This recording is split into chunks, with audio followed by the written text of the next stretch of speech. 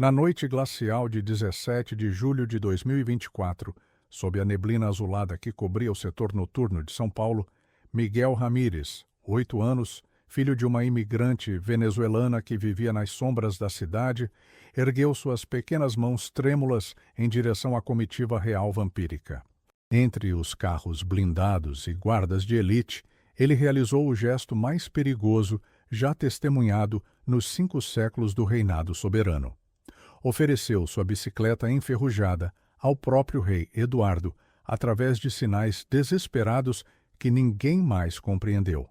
O ar eletrizante parecia congelar o tempo, o cheiro metálico de sangue antigo impregnava cada respiração, e os olhos do monarca, que havia perdido seu próprio filho para caçadores humanos, fixaram-se nas mãos do menino mudo que formavam as palavras "Mamãe não come há 2 dias". Esta é a história de como um rei vampiro devastado pela perda encontrou seu propósito ao desvendar a conspiração que condenava humanos e vampiros à fome. Inscreva-se agora para descobrir como as mãos de uma criança silenciada podem derrubar um império de corrupção erguido nas sombras. A noite caía como um manto pesado sobre São Paulo, quando a comitiva real vampírica cortava as avenidas do centro em sua procissão mensal. 6 carros blindados de vidros escurecidos, escoltados por motociclistas em trajes negros, avançavam em velocidade controlada enquanto pedestres se afastavam instintivamente para as calçadas. Não era medo, não mais. Após o Grande Acordo de 2015, humanos e vampiros coexistiam em uma paz frágil e regulamentada. Era respeito, ou ao menos era isso que diziam os anúncios governamentais. O rei Eduardo Soberano observava a cidade através de vidros especiais que filtravam a luz artificial das ruas. Mesmo após 3 séculos no trono, o monarca ainda se impressionava com a adaptabilidade dos humanos. Os néons, as telas digitais gigantes, a pressa incessante, tudo compondo uma sinfonia de vida que ele observava como um cientista estudando uma espécie fascinante. "Vamos mudar a rota, Majestade?" perguntou Cristina Vidal, sua conselheira de segurança, consultando um tablet. "Os relatórios indicam aglomeração incomum no próximo cruzamento." Eduardo ajeitou o terno impecavelmente cortado sobre seu corpo esguio. Seus olhos, de um cinza profundo que parecia absorver a luz, permaneciam fixos na paisagem urbana. "Qual é o motivo da aglomeração?" perguntou, sua voz grave carregando o sotaque antiquado de quem nascera em tempos quando o português soava diferente. Aparentemente, algum tipo de protesto informal. Humanos do setor leste reclamando sobre cortes nas cotas de alimento. Nada que a guarda não possa dispersar, mas talvez seja prudente evitar. O rei moveu uma mão pálida num gesto de dispensa.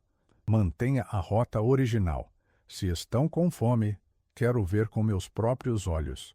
Cristina hesitou por apenas 1 segundo antes de confirmar a ordem no comunicador.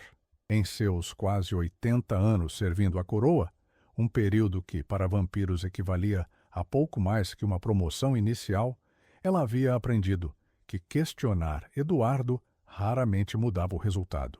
O rei voltou a contemplar a cidade. Sua mente, porém, vagava para os aposentos vazios do palácio subterrâneo, para o quarto intocado há 17 anos, para o pequeno príncipe que nunca veria crescer. Sentiu a familiar pontada de dor que nem mesmo a imortalidade conseguia amenizar. A perda de Arthur para caçadores humanos radicais havia sido o catalisador do Grande Acordo, a dor de um rei transformada em lei.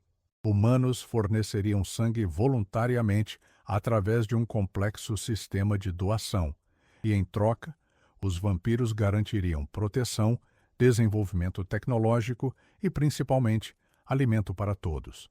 As antigas guerras terminadas por uma tragédia pessoal. Ao menos era esse o plano.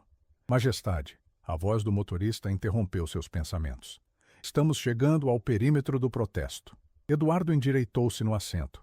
Por reflexo, ajustou a abotoadura prateada em forma de coroa, um presente que Arthur lhe dera em seu último aniversário. "Reduza a velocidade. Quero observá-los." A avenida alargava-se à frente, iluminada pela mistura de luzes artificiais e a lua cheia que espreitava entre nuvens densas. Cerca de 50 humanos se aglomeravam nas calçadas, segurando cartazes improvisados com frases sobre racionamento injusto e promessas quebradas. Guardas em uniformes escuros formavam um cordão de isolamento, mantendo os manifestantes afastados da via central. Não era um protesto organizado. Não havia líderes visíveis ou palavras de ordem unificadas. Apenas rostos cansados, alguns magros demais, expressando uma insatisfação que os canais oficiais pareciam não absorver. O olhar treinado de Eduardo captava detalhes que olhos humanos ignorariam. A forma como algumas crianças se apoiavam nas pernas dos adultos, claramente exaustas. Os dedos que seguravam os cartazes, com unhas roídas, alguns com calos de trabalho pesado, as roupas desgastadas pelo uso excessivo. A fila de distribuição do setor leste foi reduzida novamente? Perguntou a conselheira, sem desviar os olhos da cena. Oficialmente não, Majestade. Os registros indicam fornecimento regular. E, extraoficialmente? Cristina consultou seu tablet, deslizando por informações protegidas. Houve 3 interrupções no último mês. Problemas logísticos, segundo o Ministério de Abastecimento? Eduardo franziu o senho. Problemas logísticos. A mesma explicação para as interrupções no setor norte no mês anterior. E no setor oeste antes disso. Um padrão que começava a se formar com clareza perturbadora. Foi então que viu o menino. Em meio aos adultos aglomerados, uma pequena figura se destacou. Um garoto de aproximadamente 8 anos empurrava uma bicicleta enferrujada, navegando pela multidão com a determinação que só as crianças possuem. Vestia uma camiseta desbotada, grande demais para seu corpo magro, e calçava tênis com os cadarços arrebentados, amarrados em nós improvisados. O que chamou a atenção do rei, porém, foram seus olhos, escuros, intensos, examinando a comitiva real, com um misto de medo e resolução que Eduardo não via desde... "Pare o carro!" ordenou, sua voz cortando o ar climatizado do veículo. "Majestade, não é recomendável." Cristina começou, mas o olhar do rei a silenciou instantaneamente. O comboio parou no meio da avenida, causando um momento de confusão tanto entre os guardas quanto entre os manifestantes. No silêncio repentino que se seguiu, Eduardo abriu a porta antes que qualquer segurança pudesse intervir. Os protestos cessaram no instante em que a figura imponente do rei emergiu do veículo. Mesmo usando trajes modernos, havia algo inegavelmente sobrenatural em sua presença. Talvez fosse a perfeição estudada de seus movimentos, economizando energia como predadores fazem. Talvez fossem os olhos que haviam testemunhado séculos de história humana. Os guardas rapidamente formaram um perímetro ao seu redor, mas Eduardo ergueu uma mão, ordenando que mantivessem distância. Seu olhar permanecia fixo no menino da bicicleta, que agora o encarava com olhos arregalados. O garoto estava paralisado, a apenas alguns metros de distância. Suas mãos pequenas agarravam com força o guidão enferrujado da bicicleta, como se aquilo fosse sua única âncora em um mundo cada vez mais instável. Eduardo deu um passo à frente, mantendo movimentos deliberadamente lentos. A multidão continha a respiração. Mesmo os guardas, treinados para qualquer contingência, pareciam incertos sobre o protocolo para aquela situação inédita. "Como se chama, menino?" perguntou o rei, sua voz calma, carregando a autoridade de séculos. O garoto não respondeu. Em vez disso, seus olhos escuros se arregalaram ainda mais. Suas mãos soltaram o guidão e começaram a se mover no ar. Gestos rápidos, precisos, desesperados, linguagem de sinais. Eduardo sentiu um choque de reconhecimento atravessar seu corpo. Por um momento, quase viu seu próprio filho ali. Arthur também usara sinais nos seus primeiros anos, antes de desenvolver a fala. Uma memória que o rei havia guardado tão profundamente que sua emergência agora o deixou momentaneamente desestabilizado. O menino continuava sinalizando, cada vez mais rápido, claramente frustrado pela incompreensão geral. Eduardo olhou ao redor, para o círculo de rostos tensos. Alguém compreende o que ele está dizendo? Um silêncio constrangedor foi a única resposta. Guardas olharam para o chão. Manifestantes trocaram olhares confusos. Até Cristina, com toda sua eficiência, parecia desconcertada. O rei retornou sua atenção ao garoto, que agora parecia à beira do desespero. Seus dedos pequenos formavam padrões que Eduardo reconhecia vagamente, mas não conseguia interpretar. Havia aprendido os básicos da linguagem de sinais para se comunicar com Arthur. Mas isso fora há quase 2 décadas. Quase nada na longa vida de um vampiro, mas tempo suficiente para que as habilidades não praticadas se deteriorassem. Ele tentou um gesto simples. Não entendo. Os olhos do menino brilharam com um lampejo de esperança ao reconhecer o sinal. Imediatamente, desacelerou seus movimentos, tornando-os mais amplos, mais básicos. Apontou para a bicicleta, depois para Eduardo. Fez um gesto de troca depois de comer. Ele quer vender a bicicleta? Eduardo murmurou, mais para si mesmo que para os outros. O menino assentiu vigorosamente. Apontou para a bicicleta novamente, depois para o rei, formando o que parecia um número com os dedos. Em seguida, tocou sua própria boca e fez um gesto de negação, seguido de dedos indicando 2 e o movimento circular que representava o sol, ou dias. Uma mulher emergiu da multidão então, rompendo a barreira de guardas antes que pudessem detê-la. Magra ao ponto da fragilidade, com o mesmo cabelo negro do menino e traços que sugeriam descendência indígena ou venezuelana, ela correu para o garoto, abraçando-o protetoramente. "Perdoe meu filho, majestade", ela disse em português com forte sotaque espanhol. Miguel não queria ofender, ele só... Sua voz falhou enquanto tentava afastar o garoto que resistia, ainda tentando comunicar algo ao rei. Eduardo ergueu a mão, um gesto que imediatamente paralisou os guardas que avançavam para removê-la. "Seu filho não está me ofendendo, senhora. Estou tentando entender o que ele deseja comunicar." A mulher hesitou, o medo ainda evidente em seus olhos escuros. Ele... Ela olhou para o filho, depois para a bicicleta e, por fim, para o rei. "Ele quer vender a bicicleta, senhor, para comprar comida." Sua voz baixou para quase um sussurro. "Não comemos há 2 dias. As filas... Eles dizem que o sistema está fora do ar, que devemos voltar depois." Eduardo sentiu algo raro percorrer sua espinha. Uma sensação que não experimentava há décadas. Raiva. Uma fúria gelada e controlada, mas intensa o suficiente para que todos ao seu redor percebessem a mudança sutil na atmosfera. "Qual é o seu nome?" perguntou a mulher. "Ana Ramírez, majestade." Ela mantinha o filho próximo, como se temesse que ele pudesse ser arrancado dela a qualquer momento. "Viemos da Venezuela há 3 anos. Miguel nasceu sem conseguir falar. Mas é um menino inteligente. Por favor." Ele não quis causar problemas. Eduardo se aproximou lentamente, consciente do temor que sua presença provocava. Agachou-se até ficar na altura do menino, um gesto que causou comoção visível entre os guardas, inacostumados a ver o rei em posição tão vulnerável. "Miguel", disse suavemente, "vou comprar sua bicicleta." Os olhos do menino se arregalaram, alternando entre esperança e desconfiança. O rei fez um gesto para Cristina, que imediatamente se aproximou. "Quanto dinheiro temos no veículo?" A conselheira piscou, momentaneamente confusa. "Alguns milhares em reais, majestade, para qualquer necessidade durante o trajeto." "Traga tudo." Enquanto Cristina retornava ao veículo, Eduardo continuou observando o menino. Havia algo em seus olhos, uma mistura de desespero e dignidade, que o lembrava dolorosamente de Arthur. Não era apenas a idade similar ou uso de sinais, era aquela determinação silenciosa, a recusa em se curvar mesmo quando tudo parecia impossível.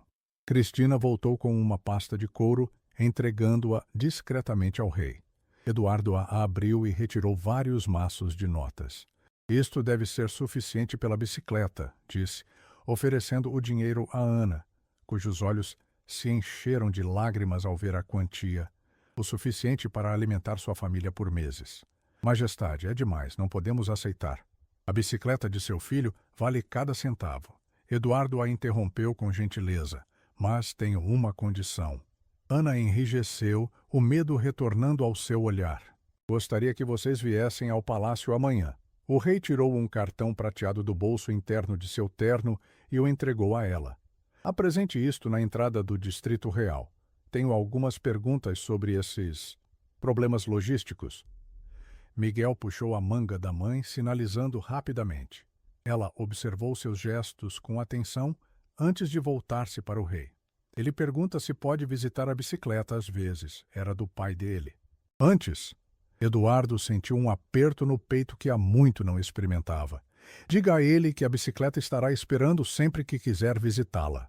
Erguendo-se novamente, o rei olhou ao redor para os rostos espantados dos manifestantes e a expressão confusa de seus próprios guardas. Sua voz, quando falou, carregava uma autoridade que fez todos os presentes se endireitarem involuntariamente.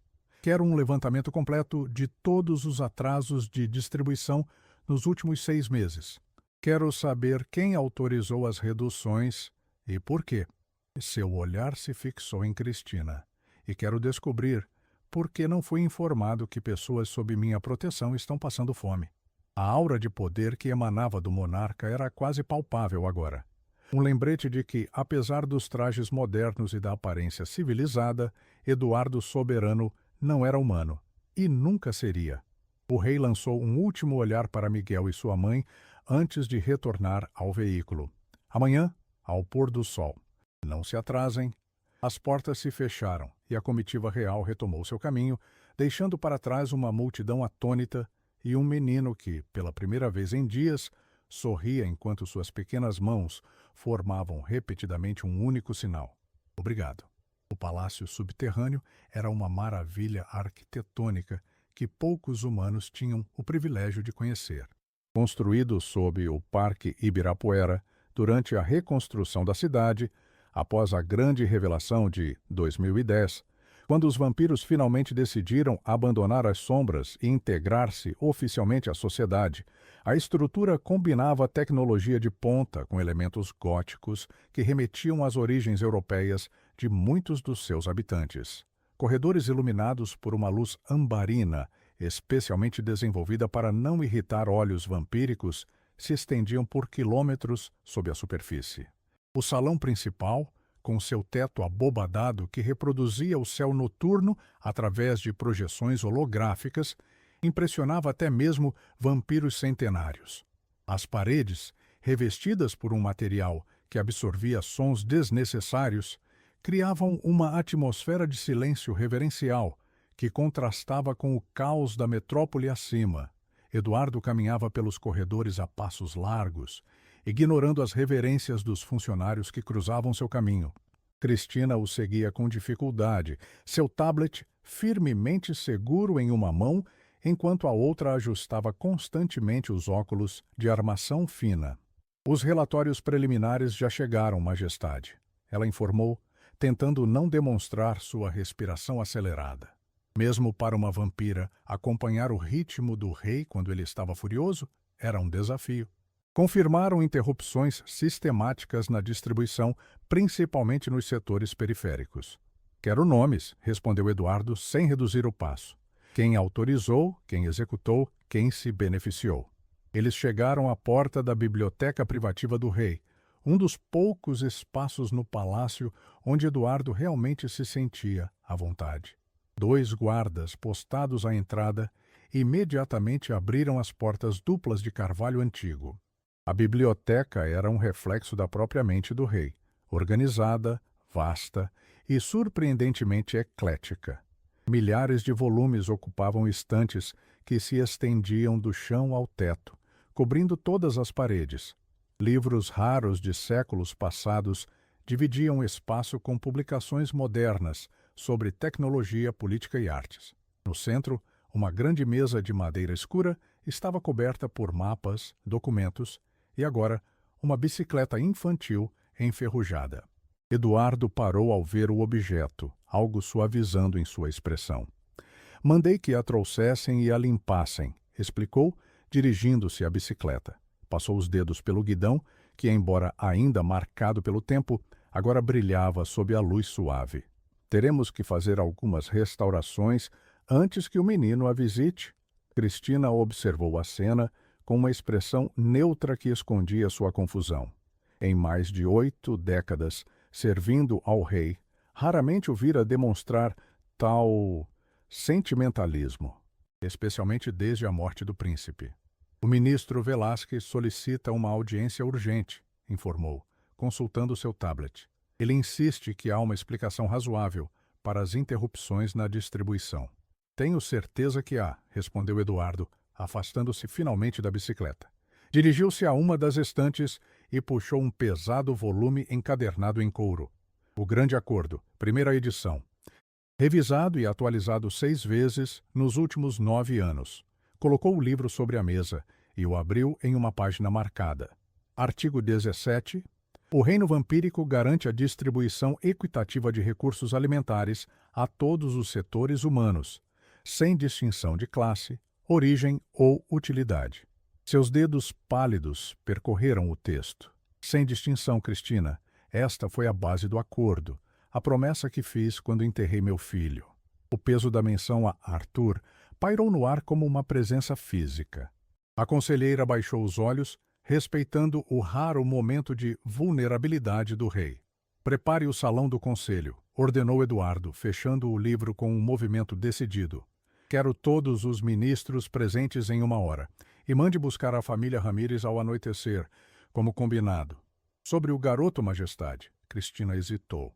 Solicitei informações adicionais, como ordenado. Ele nasceu com uma condição que afeta suas cordas vocais. A mãe é viúva. O pai era brasileiro, morto durante um conflito entre facções humanas há 2 anos. Vivem no setor leste, em um dos complexos habitacionais destinados a refugiados. Eduardo assentiu, absorvendo as informações. E a linguagem de sinais? Onde aprendeu? Há aparentemente um programa social voluntário, antes dos cortes orçamentários do ano passado. O rei ergueu uma sobrancelha. Que cortes? O Ministério de Integração reduziu em 40% os programas de apoio a minorias, incluindo os voltados para pessoas com deficiência.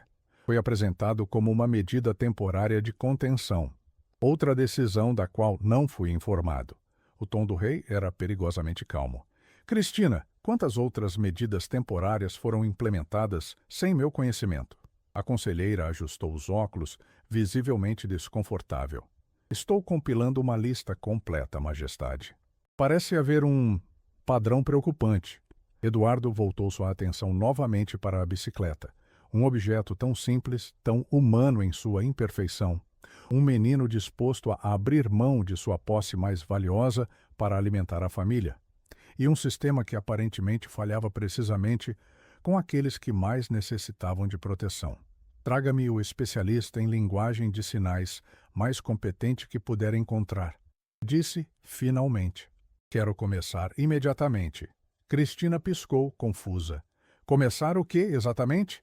O rei a encarou, seus olhos cinzentos refletindo uma determinação que ela não via há anos. A reaprender. Preciso estar pronto quando o menino chegar. O sol descia no horizonte quando Ana Ramírez e seu filho chegaram ao ponto de controle que separava a cidade regular do Distrito Real. Segurando firmemente o cartão prateado que o rei lhe dera, Ana tentava controlar o tremor em suas mãos, enquanto Miguel observava tudo com olhos arregalados de fascínio.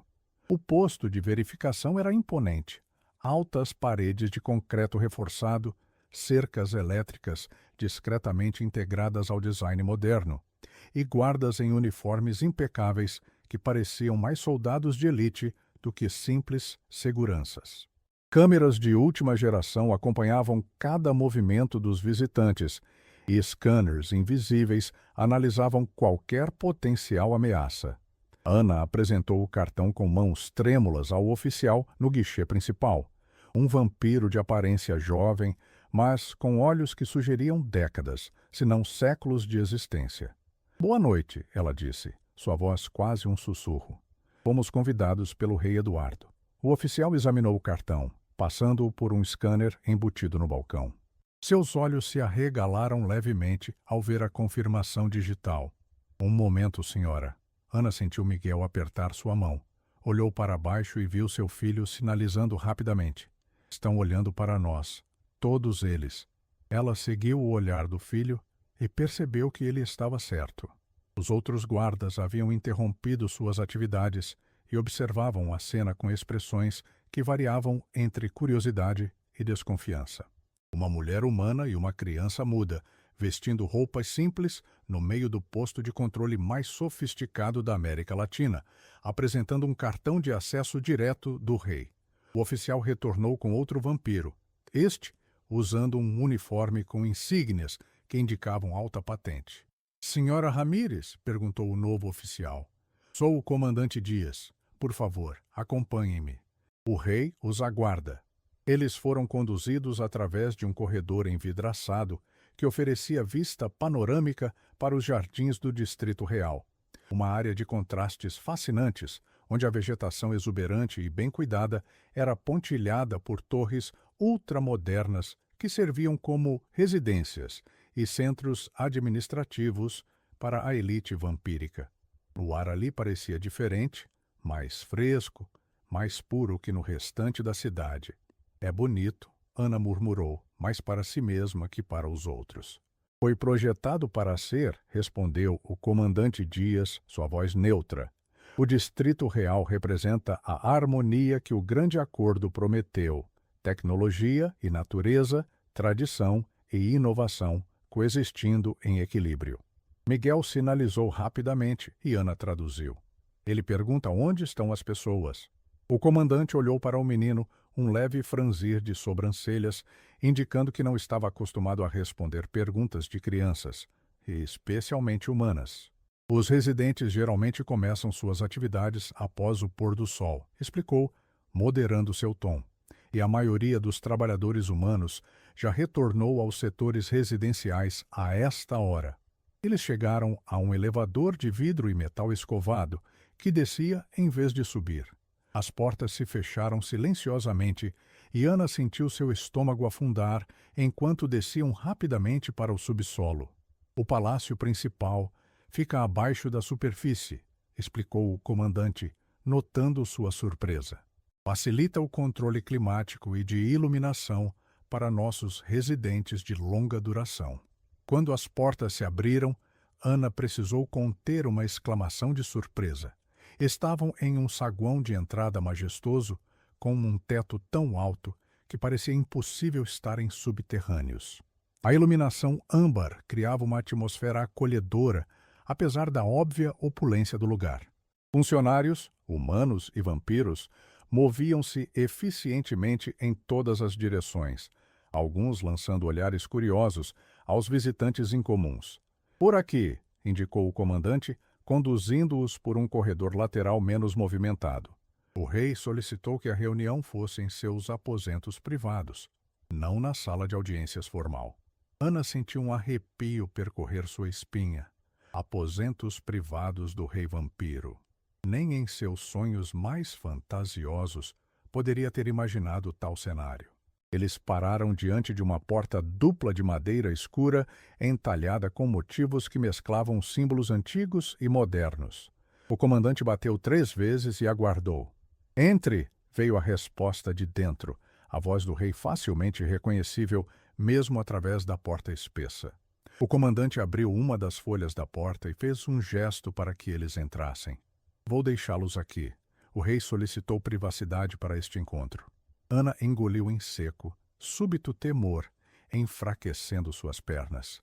Sentiu Miguel apertar sua mão novamente, desta vez oferecendo força em vez de buscá-la. Respirou fundo e entrou, o filho ao seu lado. O aposento surpreendeu-a completamente. Em vez da opulência gótica que esperava, encontraram uma biblioteca vasta e acolhedora. Milhares de livros nas estantes que iam do chão ao teto. Uma grande mesa de trabalho coberta por papéis e mapas, poltronas de couro desgastado pelo uso que indicavam horas de leitura. Era o espaço de um acadêmico, não de um monarca temido. E no centro da sala, como uma incongruência fascinante, a bicicleta de Miguel, totalmente restaurada. A ferrugem havia desaparecido, substituída por metal polido que brilhava sob a luz âmbar. O selim estava novo, assim como os pneus e o guidão. Parecia ter saído diretamente de uma loja, exceto pelo pequeno adesivo de super-herói que Miguel havia colado no quadro anos atrás, preservado cuidadosamente durante a restauração. Os olhos do menino se arregalaram ao ver a transformação e ele soltou a mão da mãe, correndo para examinar a bicicleta com uma expressão de absoluto assombro. Espero que a restauração tenha sido satisfatória, disse o rei Eduardo, emergindo de uma porta lateral.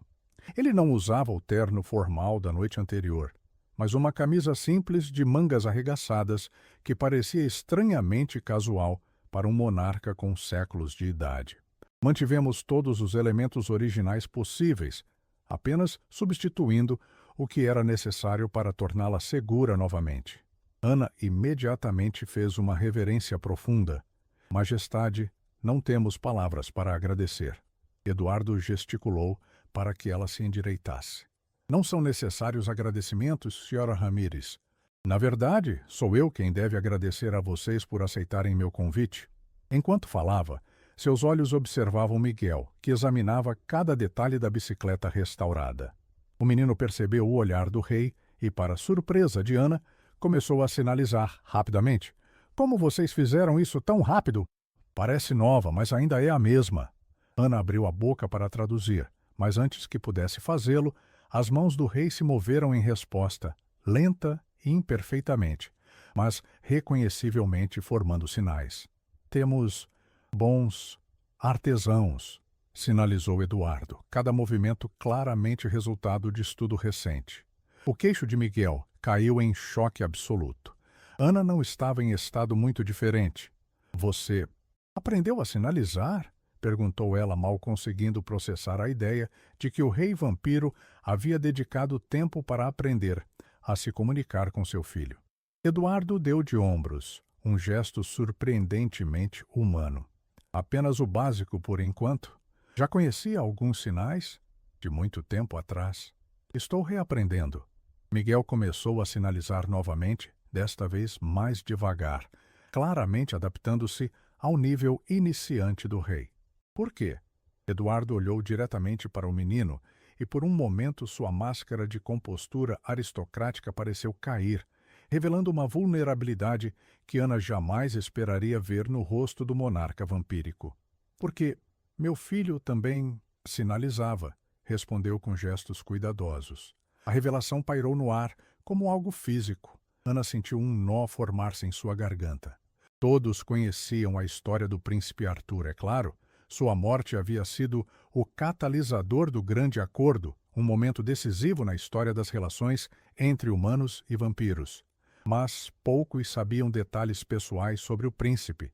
A ideia de que ele também usava linguagem de sinais era uma revelação surpreendente. Miguel pareceu processar a informação lentamente. Então, para espanto de Ana, ele se aproximou do rei e sinalizou com gestos simplificados. Sinto muito pela sua perda. Os olhos de Eduardo, olhos que haviam testemunhado séculos de história, brilharam com uma emoção que ele rapidamente controlou.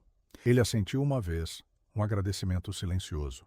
Por favor, sentem-se, disse, retornando ao português falado enquanto indicava as poltronas próximas à lareira. Temos muito a discutir. Ana conduziu Miguel para uma das poltronas, notando como ele relutantemente se afastou da bicicleta. Ela mesma sentou-se na beirada do assento, tensa demais para relaxar completamente. Gostaria de saber mais sobre os problemas de distribuição no seu setor, começou Eduardo sentando-se à frente deles. Quando começaram exatamente? Os atrasos ocasionais sempre aconteceram, Majestade, respondeu Ana, escolhendo as palavras com cuidado. Mas nos últimos 6 meses, tornaram-se cada vez mais frequentes. Primeiro era um dia aqui, outro ali. Depois, semanas inteiras com racionamento, sempre com explicações diferentes. Sistema fora do ar. Problemas de transporte, documentação irregular. E ninguém questionou oficialmente? Ana riu sem humor. Questionamos, claro. Fizemos reclamações formais, enviamos representantes às autoridades locais. Mas as respostas eram sempre vagas, e quem insistia demais. Ela parou, subitamente consciente de que talvez estivesse falando demais. Continue, por favor, incentivou o rei, sua voz neutra. O que acontecia com quem insistia? Ana olhou para Miguel como se avaliando quanto poderia dizer na presença do filho. O menino, porém, olhava fixamente para o rei, seguindo a conversa com intensidade. Alguns perdiam seu lugar na fila por comportamento desordeiro. Outros recebiam visitas de agentes de segurança, supostamente por verificação de documentação. Mensagens claras, mesmo que nunca explícitas. Eduardo ouviu sem interromper. Seu rosto uma máscara de neutralidade. Mas Ana notou a tensão crescente em sua mandíbula. E quando começou a fome real, a ponto de seu filho oferecer sua posse mais preciosa para conseguir comida? Ana baixou os olhos. 3 dias atrás, quando anunciaram que a distribuição seria suspensa indefinidamente devido a um problema técnico sistêmico. Usamos nossas últimas reservas. Tínhamos um pouco de arroz, mas... Miguel sinalizou, interrompendo a mãe. Eduardo observou os movimentos rápidos das mãos pequenas, captando apenas parte do significado. O que ele disse? Perguntou. Ana hesitou. Ele disse que não vende a bicicleta porque está com fome. Vende porque eu estou. Porque não como para que ele possa comer o pouco que temos. O silêncio que seguiu era denso, carregado com o peso da revelação. O sacrifício silencioso de uma mãe. A percepção de uma criança. A dignidade presente, mesmo na pobreza extrema. Eduardo levantou-se abruptamente e caminhou até uma das estantes. Por um momento, Ana temeu ter ofendido o rei de alguma forma, mas ele apenas retirou um pequeno dispositivo e tocou em sua superfície. Cristina, traga o jantar que solicitei, disse simplesmente. Virando-se para seus convidados novamente, Eduardo ofereceu o que parecia ser um sorriso genuíno, embora levemente desconfortável, como se o gesto fosse raramente usado. Peço desculpas pelo lapso de hospitalidade. Conversar antes de oferecer refeição aos convidados é imperdoável, mesmo pelos padrões vampíricos modernos. Como se invocados pelas palavras do rei, 2 funcionários humanos entraram empurrando um carrinho de serviço. Ana observou atônita enquanto eles organizavam sobre uma mesa lateral uma refeição completa. Sopa fumegante, pão fresco, um prato principal de carne e legumes preparados com perfeição e uma variedade de frutas e doces para a sobremesa. Havia também 2 jarras, uma com água fresca e outra com suco de frutas. O aroma delicioso preencheu a biblioteca e Ana sentiu seu estômago contrair-se dolorosamente. Ao seu lado, Miguel olhava para a comida com olhos arregalados, mas permanecia perfeitamente imóvel, esperando permissão. Por favor, sirvam-se, disse Eduardo, gesticulando para a mesa. Podemos continuar nossa conversa enquanto vocês se alimentam. Ana hesitou, dividida entre o orgulho e a fome avassaladora. Foi Miguel quem decidiu por eles, sinalizando um obrigado ao rei antes de se dirigir à mesa. Após um momento, Ana o seguiu. Enquanto seus convidados comiam, primeiro com a cautela da etiqueta forçada, depois com o abandono de quem realmente precisa de nutrição, Eduardo observava com uma expressão complexa. Havia algo profundamente perturbador em assistir cidadãos sob sua proteção devorarem comida como se fosse uma raridade, quando o grande acordo especificamente garantia nutrição adequada a todos. Posso perguntar? Disse Ana, após finalmente saciar a pior parte de sua fome, por que o interesse direto do rei nestas questões? Certamente há funcionários responsáveis. É precisamente por causa desses funcionários que estamos aqui, respondeu Eduardo. Ele fez um gesto para Miguel, que havia terminado de comer, e agora observava a conversa atentamente. Seu filho, com um simples ato de coragem, expôs falhas sistêmicas que estavam sendo deliberadamente ocultadas de mim. Ana empalideceu. Majestade, não pretendíamos causar problemas. Se alguém for punido por nossa causa, Eduardo ergueu a mão, interrompendo-a. Os únicos a serem punidos serão aqueles que traíram a confiança do reino e violaram o grande acordo. Seus olhos se fixaram em Miguel. Seu filho me fez lembrar de uma promessa que fiz há 17 anos sobre o túmulo do meu próprio filho. Uma promessa que está sendo quebrada sistematicamente enquanto eu me ocupava com assuntos menos importantes. Miguel sinalizou. E desta vez, Eduardo conseguiu entender parte da mensagem sem tradução. O que vai fazer? O rei considerou a pergunta por um momento. Então, para a surpresa de Ana, ele se agachou até ficar na altura do menino, um gesto de respeito raramente visto em alguém de seu status. Primeiro, vou descobrir quem é responsável, respondeu Eduardo, usando tanto sinais quanto palavras faladas. Depois vou consertar o sistema que deveria proteger você e sua mãe. O menino assentiu, aceitando a resposta com a seriedade de alguém muito mais velho. Então sinalizou novamente, uma pergunta que fez Ana prender a respiração. Posso ajudar? Eduardo piscou claramente surpreso. Depois de um momento, um sorriso lento, genuíno desta vez, formou-se em seu rosto. Na verdade, Miguel, acho que pode, e já começou. O salão do conselho no palácio subterrâneo era uma câmara imponente, deliberadamente projetada para intimidar. O teto abobadado, sustentado por colunas que misturavam influências góticas e art déco, criava uma acústica perfeita. O piso de mármore negro, tão polido que refletia as luzes suspensas como espelhos, aumentava a sensação de profundidade. As paredes exibiam tapeçarias antigas que contavam a história do reino vampírico, desde suas origens europeias até o estabelecimento no Novo Mundo.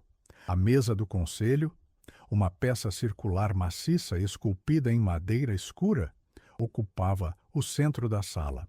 12 cadeiras ornamentadas cercavam a mesa, cada uma representando um ministério ou departamento vital do governo vampírico.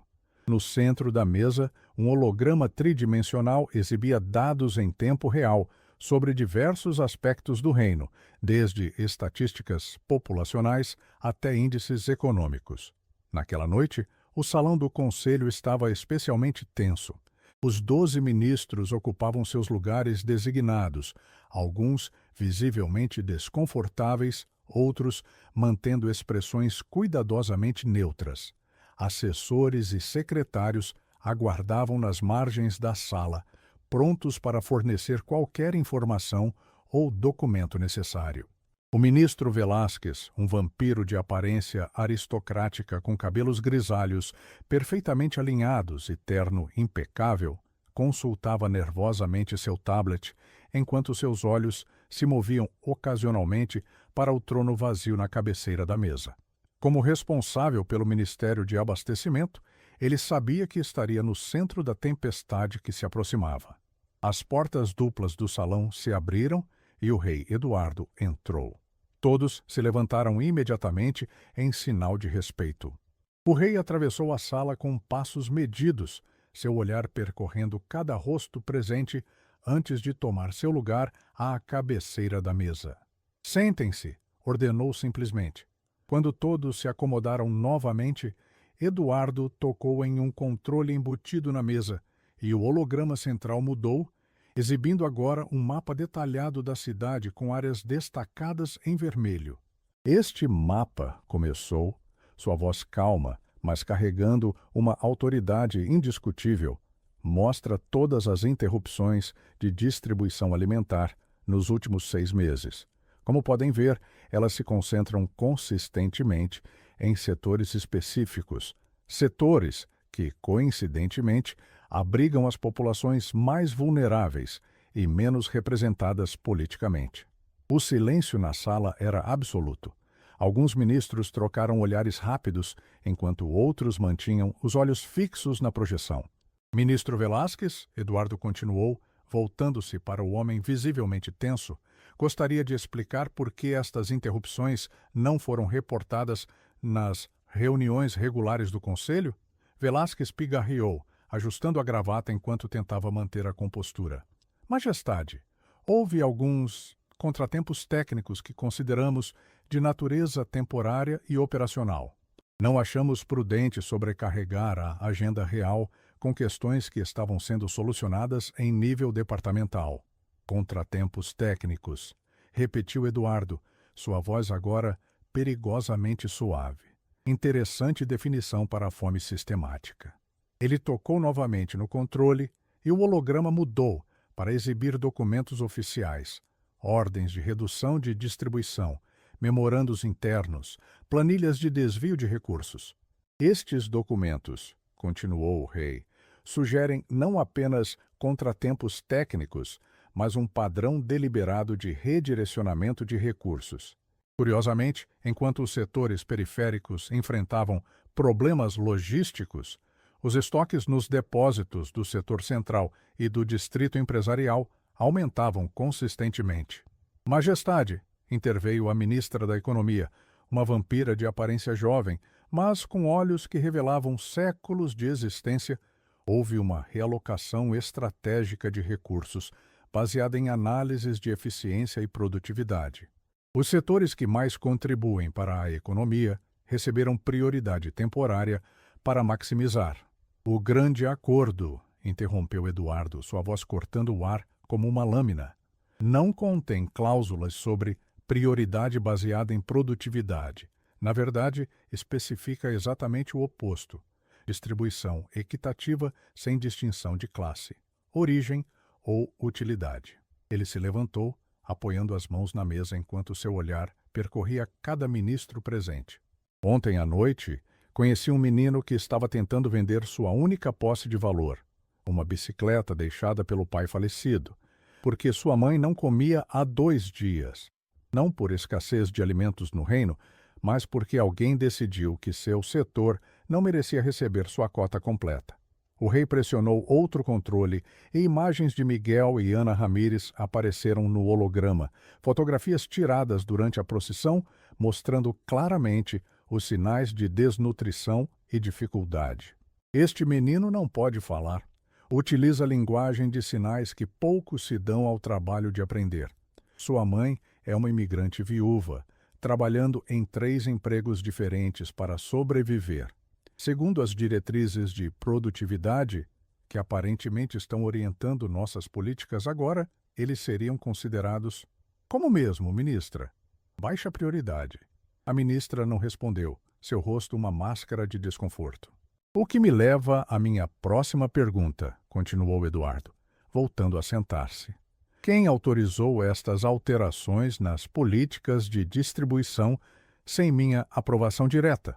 O silêncio que seguiu foi pesado, carregado de tensão.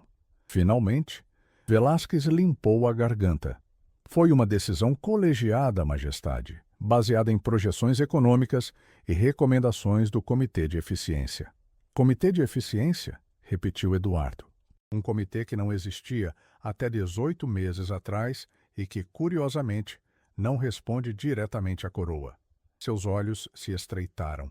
Um comitê cujos membros têm conexões financeiras com empresas que, coincidentemente, beneficiaram-se dos redirecionamentos de recursos. O rei pressionou outro controle e documentos financeiros surgiram no holograma, transferências, contratos, participações acionárias que traçavam uma rede complexa de interesses cruzados. Ministro Velásquez, o senhor possui 28% das ações da distribuidora central, que viu seus lucros aumentarem 340% no último ano, período que coincide exatamente com o início das interrupções nos setores periféricos.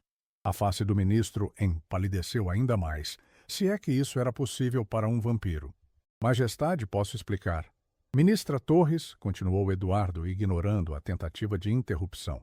Como responsável pelo Ministério de Integração, a senhora autorizou pessoalmente o corte de 40% nos programas sociais, incluindo os de apoio a pessoas com deficiência, como programas de ensino de linguagem de sinais. E, curiosamente, é a principal acionista da Fundação Nova Era, que recebeu contratos governamentais para implementar programas alternativos que nunca saíram do papel. A ministra em questão, uma vampira de meia-idade com expressão permanentemente austera, enrijeceu visivelmente em sua cadeira. Eduardo continuou, metodicamente expondo as ligações entre cada ministro presente e os diversos esquemas que haviam florescido nos últimos meses, todos contribuindo para o mesmo resultado: recursos desviados dos mais necessitados para os já privilegiados, tudo sob o manto de eficiência e produtividade. Quando terminou, o rei olhou para o relógio na parede, um antigo instrumento mecânico que contrastava com a tecnologia avançada ao redor. Em exatamente 10 minutos, esta reunião e todas as evidências apresentadas serão transmitidas ao vivo para todos os setores da cidade. Planejava originalmente conduzir este processo com discrição, mas a extensão e a natureza deliberada das violações exigem total transparência. Um murmúrio de choque percorreu a sala. Vários ministros se agitaram em suas cadeiras, olhares de pânico sendo trocados. Majestade, Velázquez praticamente implorou. Uma transmissão pública poderia desestabilizar a confiança no sistema. Talvez possamos discutir soluções mais discretas. Eduardo o observou com uma expressão que misturava desprezo e algo próximo à pena. A confiança no sistema já está comprometida, ministro. Pessoas estão passando fome enquanto mentiras são apresentadas nas reuniões oficiais. A única forma de restaurar essa confiança é através da verdade, por mais desconfortável que seja. O rei se levantou e todos os presentes o acompanharam automaticamente. Todos os envolvidos diretamente nos desvios e nas falsificações de relatórios serão imediatamente afastados de suas funções e responderão formalmente por seus atos. Os demais terão a oportunidade de demonstrar seu compromisso com a reconstrução de um sistema justo. Velázquez deu um passo à frente, desesperação evidente em seu rosto. Majestade, imploro que reconsidere. Há implicações políticas, diplomáticas. Há pessoas com fome, Eduardo o interrompeu, sua voz como gelo. Como o menino me lembrou ontem, algumas verdades são simples assim. O rei caminhou para a porta, parando apenas por um momento antes de sair. Vocês têm 10 minutos para preparar suas explicações. Sugiro que sejam honestas. O reino está assistindo. Os dias que se seguiram foram de agitação sem precedentes no reino vampírico. A transmissão ao vivo da reunião do conselho, algo jamais feito nos séculos de existência da monarquia, abalou as estruturas de poder estabelecidas e reverberou por todos os setores da sociedade. As manchetes gritavam em todos os meios de comunicação: Rei Eduardo expõe esquema de corrupção no alto escalão. Ministros afastados por desvio de alimentos. Reforma completa no sistema de distribuição anunciada. Manifestações de apoio ao rei emergiram espontaneamente, especialmente nos setores periféricos mais afetados pelas interrupções. Humanos e vampiros simpatizantes marchavam lado a lado, muitos carregando cartazes com a silhueta de uma bicicleta, um símbolo que rapidamente se tornara representativo da causa.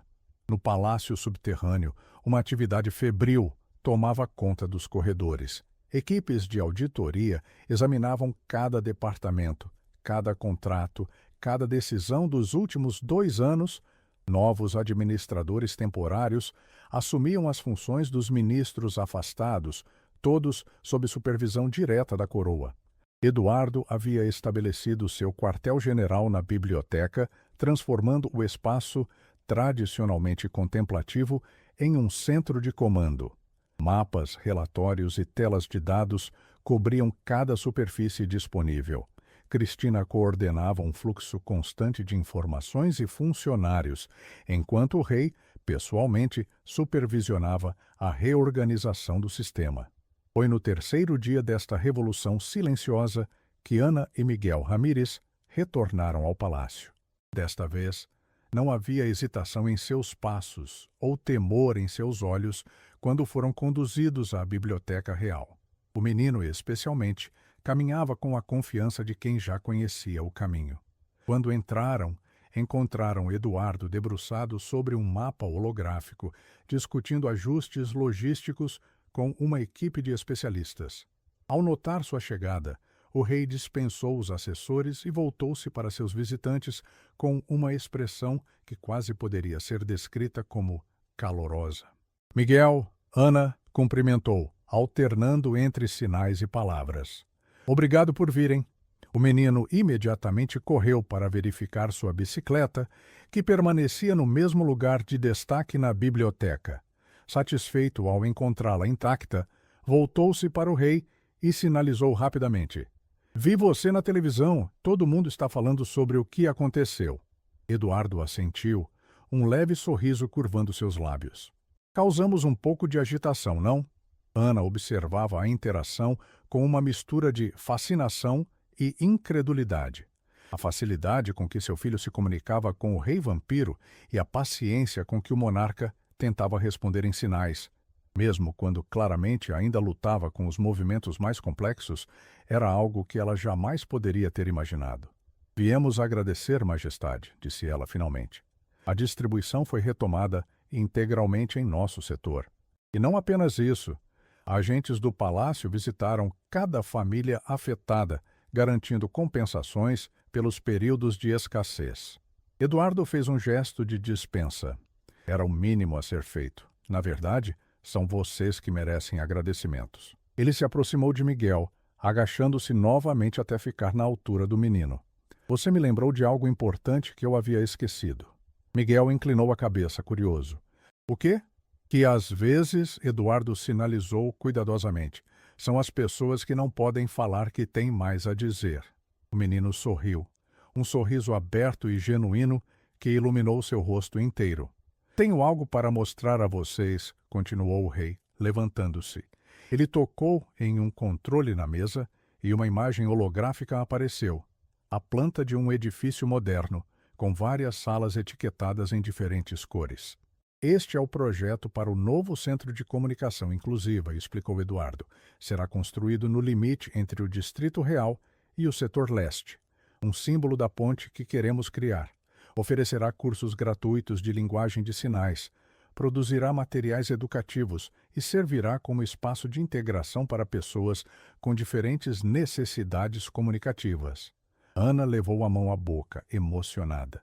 Isso é extraordinário. E estamos apenas começando, respondeu Eduardo. A investigação revelou problemas sistemáticos que vão muito além da distribuição alimentar. Programas habitacionais desviados, recursos médicos redirecionados, oportunidades educacionais negadas com base em critérios discriminatórios. Ele olhou para Miguel, que acompanhava atentamente a conversa. O grande acordo foi uma promessa que fiz ao meu filho. É hora de cumpri-la integralmente. Miguel sinalizou novamente, mais lentamente desta vez, como se escolhendo cuidadosamente cada movimento. Você vai prender as pessoas más?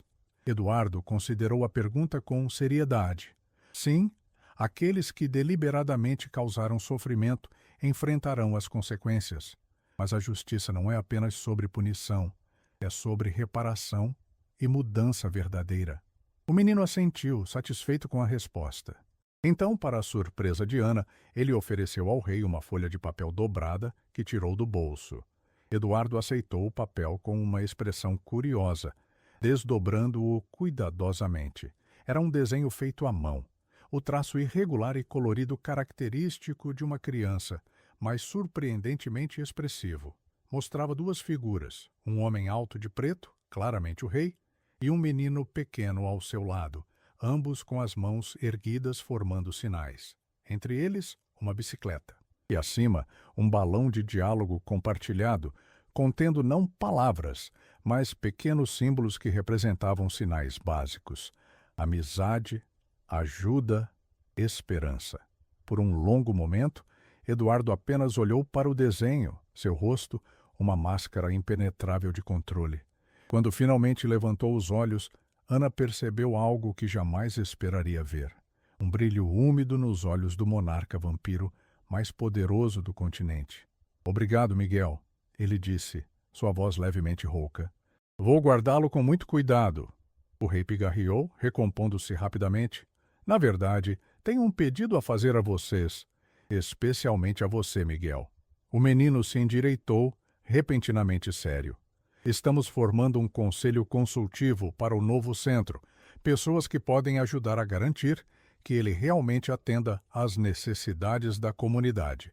Precisamos de vozes diversas, incluindo as de crianças que usam linguagem de sinais como forma primária de comunicação. Eduardo olhou diretamente para o menino. Gostaria que você fosse um dos consultores jovens. Sua perspectiva seria inestimável. Os olhos de Miguel se arregalaram e suas mãos voaram em uma explosão de sinais entusiasmados que o rei mal conseguiu acompanhar. Ana riu, traduzindo. Ele está perguntando se pode trazer seus amigos da escola especial também. Diz que eles têm muitas ideias sobre como melhorar as coisas. Eduardo sorriu. Um sorriso genuíno desta vez, sem a reserva habitual. Quanto mais vozes, melhor. Ou talvez eu devesse dizer, quanto mais mãos, melhor. Miguel assentiu vigorosamente, claramente já planejando como reuniria suas ideias.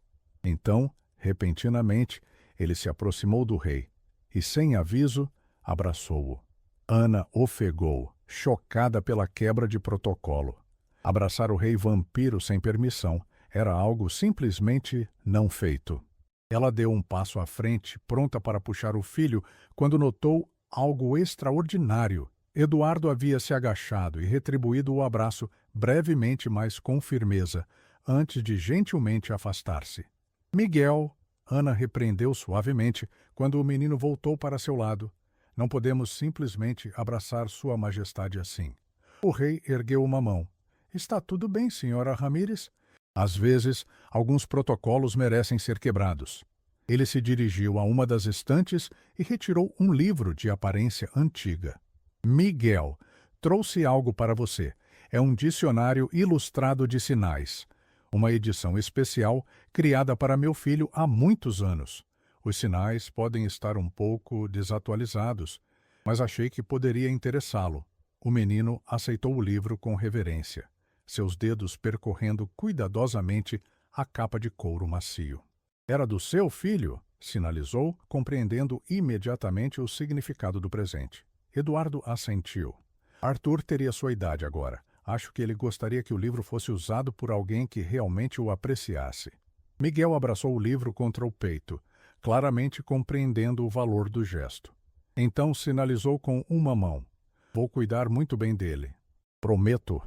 6 meses depois, o Centro de Comunicação Inclusiva foi inaugurado em uma cerimônia que combinou a tradicional pompa real com elementos inovadores de acessibilidade. A plataforma principal contava com intérpretes de linguagem de sinais, legendas em tempo real projetadas em telas transparentes e audiodescrição disponível através de dispositivos distribuídos aos presentes. O edifício em si era uma maravilha arquitetônica, amplo, luminoso, projetado com atenção a cada detalhe de acessibilidade. As salas de aula, equipadas com tecnologia de ponta, já tinham lista de espera para os cursos gratuitos.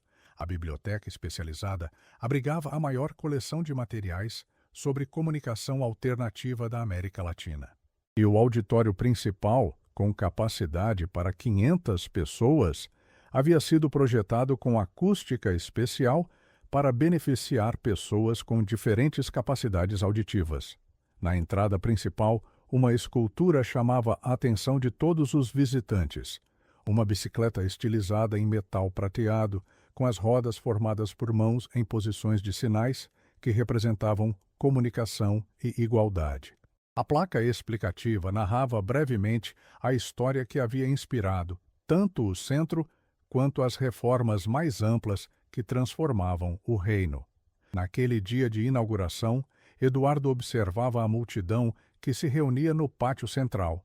Uma mistura verdadeiramente diversa de humanos e vampiros, pessoas com e sem deficiências, representantes de todos os setores da cidade. À sua direita, Miguel Ramírez ajustava a gravata de seu primeiro terno formal, claramente nervoso, com o discurso que apresentaria em breve como representante do Conselho Jovem. Lembra-se dos sinais que praticamos? Perguntou o rei, usando a linguagem de sinais que, após meses de estudo dedicado, agora fluía com considerável fluência de suas mãos. Miguel assentiu, ensaiando rapidamente a sequência. Nos últimos meses, ele havia se tornado uma presença regular no palácio, a princípio apenas para as reuniões do Conselho Consultivo, depois para aulas de história e política que Eduardo pessoalmente insistira em oferecer. O menino demonstrara uma inteligência aguçada e uma curiosidade insaciável, absorvendo conhecimentos com uma velocidade que impressionava até os tutores mais experientes. Ana Ramírez, agora coordenadora de programas comunitários do centro, aproximou-se com um tablet. Está na hora, Miguel. Lembre-se, respire fundo antes de começar. O menino sorriu para a mãe, mais confiante do que jamais fora. Com a reorganização do sistema de distribuição e as novas políticas de apoio a famílias vulneráveis, Ana havia podido reduzir sua carga de trabalho para apenas um emprego, dedicando mais tempo tanto ao filho quanto à sua própria educação. O programa de bolsas implementado pelo Palácio havia permitido que ela retomasse estudos interrompidos há anos. Eduardo observou a interação com uma expressão tranquila. Nos últimos meses, algo havia mudado no monarca. Uma transformação sutil, mas profunda, que seus conselheiros mais antigos notavam com espanto crescente. A austeridade que caracterizara seu reinado por décadas gradualmente dava lugar a uma abordagem mais conectada, mais atenta às realidades cotidianas de seus súditos. Os corredores do palácio agora ocasionalmente ecoavam com as vozes de crianças, conselheiros jovens como Miguel e seus amigos, trazendo perspectivas que por séculos haviam sido ignoradas nas deliberações reais. As políticas do reino, antes formuladas exclusivamente em salas fechadas por ministros centenários, agora passavam por processos consultivos amplos e transparentes. E nas paredes da Biblioteca Real, junto a mapas antigos e obras de arte inestimáveis, agora havia um desenho simples de uma criança, emoldurado com o mesmo cuidado dedicado a documentos históricos, mostrando um homem e um menino comunicando-se através de mãos que construíam pontes entre mundos. A cerimônia começou com a precisão característica dos eventos reais. Discursos foram proferidos, fitas cortadas, aplausos compartilhados. Quando chegou o momento de Miguel apresentar seu discurso, um silêncio respeitoso tomou conta da audiência. O menino subiu ao palco com passos determinados, postando-se diante do microfone ajustado à sua altura. Suas mãos começaram a se mover em sinais fluidos e expressivos, enquanto uma voz gravada, a voz que ele escolhera para representá-lo em ocasiões formais, traduzia seus movimentos em palavras audíveis. Até 6 meses atrás, começou, eu era invisível. Não porque não pudesse ser visto, mas porque não podia ser ouvido. Em um mundo onde palavras faladas determinam quem merece atenção, aqueles de nós que se comunicam diferentemente são facilmente ignorados. Suas mãos continuaram, formando cada sinal com precisão cuidadosa. Então, um dia, ofereci minha bicicleta a um rei. Não porque acreditava que ele a compraria, mas porque era a única linguagem que achei que ele entenderia. A linguagem da troca, do comércio. O que não sabia era que este rei, há muito tempo, havia conhecido outra linguagem, a das mãos que falam sem som. Na primeira fila, Eduardo observava atentamente. Seu rosto uma máscara de compostura real, mas seus olhos revelando uma emoção raramente demonstrada publicamente. Este centro não é apenas sobre ensinar pessoas a moverem suas mãos de certas maneiras, continuou Miguel. É sobre lembrar a todos nós que comunicação verdadeira acontece quando decidimos que cada voz, seja falada, sinalizada, escrita ou expressa de outras formas, merece ser ouvida. O menino fez uma pausa, seus olhos encontrando os do rei na plateia. Há muito tempo, um rei fez uma promessa sobre o túmulo de seu filho, que humanos e vampiros encontrariam uma maneira de coexistir com respeito mútuo. Hoje, expandimos essa promessa para incluir todas as vozes, todas as formas de ser. Porque um reino forte não é aquele onde apenas os poderosos prosperam, mas onde cada cidadão tem a oportunidade de ser visto e ouvido. Seus últimos sinais foram feitos com uma solenidade que parecia muito além de seus anos. E tudo começou com uma bicicleta enferrujada e duas pessoas dispostas a encontrar uma linguagem comum. Quando Miguel terminou seu discurso, o pátio explodiu em aplausos, não apenas audíveis, mas também visuais, com centenas de mãos erguidas agitando-se no ar, que possui equivalente em linguagem de sinais a uma ovação. Eduardo foi o primeiro a se levantar, suas mãos formando o sinal de orgulho, enquanto seus olhos, por um breve momento, brilhavam com uma emoção que poucos jamais testemunhariam no monarca vampírico. Mais tarde, quando as formalidades haviam terminado e a maioria dos convidados já partira, o rei encontrou Miguel sentado no Jardim dos Fundos, folheando o dicionário de sinais que ganhara meses antes. Nervoso? Perguntou Eduardo em sinais, sentando-se ao lado do menino no banco de pedra. Miguel negou com a cabeça. Não mais. Sabia o que queria dizer. Eles ficaram em silêncio por um momento, observando o céu onde as primeiras estrelas começavam a aparecer. Finalmente, Eduardo sinalizou novamente. Sabe o que mais me impressiona sobre a linguagem de sinais? O menino inclinou a cabeça, curioso. É uma linguagem que exige que você olhe diretamente para a pessoa com quem está falando, explicou o rei. Não há como ignorar, como fingir que está ouvindo enquanto sua mente vaga. Exige presença total, atenção verdadeira. Miguel considerou as palavras, então sinalizou lentamente. Como governar deveria ser. Eduardo riu. Um som raro e surpreendentemente caloroso. Exatamente como governar deveria ser. Sabedoria notável para alguém tão jovem. Não sou tão jovem, protestou Miguel com a indignação típica de crianças cansadas de serem tratadas como pequenas. Passo 9 anos no próximo mês. Ah, perdoe-me, respondeu Eduardo, com fingida seriedade. Um ancião, certamente. Miguel riu silenciosamente, seus ombros sacudindo com o riso não vocalizado. Então seu rosto assumiu uma expressão mais séria e ele sinalizou. Posso perguntar algo pessoal? O rei hesitou apenas por um instante antes de assentir. Seu filho, como ele era? A pergunta pairou entre eles como algo físico, carregada de potencial para a dor.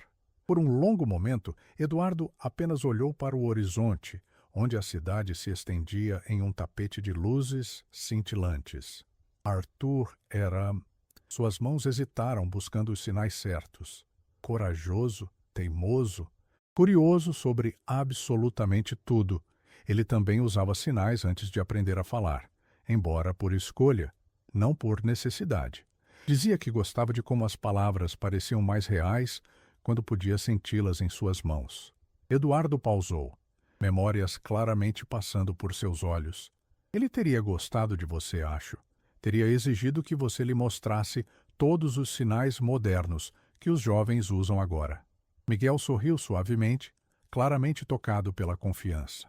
Depois de um momento, sinalizou novamente. Obrigado por consertar a bicicleta. E por tudo mais. Obrigado por me lembrar porque a consertamos em primeiro lugar, respondeu Eduardo. Acima deles, a lua emergia entre nuvens, banhando o jardim em luz prateada. Um rei vampiro e um menino humano, sentados lado a lado, suas mãos formando palavras silenciosas que construíam pontes entre mundos, separados não apenas por natureza, mas por séculos de incompreensão. E em algum lugar na cidade abaixo, outras crianças talvez estivessem aprendendo que suas vozes, faladas ou sinalizadas, sussurradas ou gritadas, convencionais ou únicas, mereciam ser ouvidas, que um reino verdadeiramente forte era aquele onde até as menores mãos podiam moldar o futuro. Tudo isso porque um menino ofereceu uma bicicleta enferrujada a um rei, e o rei se lembrou de como escutar com os olhos.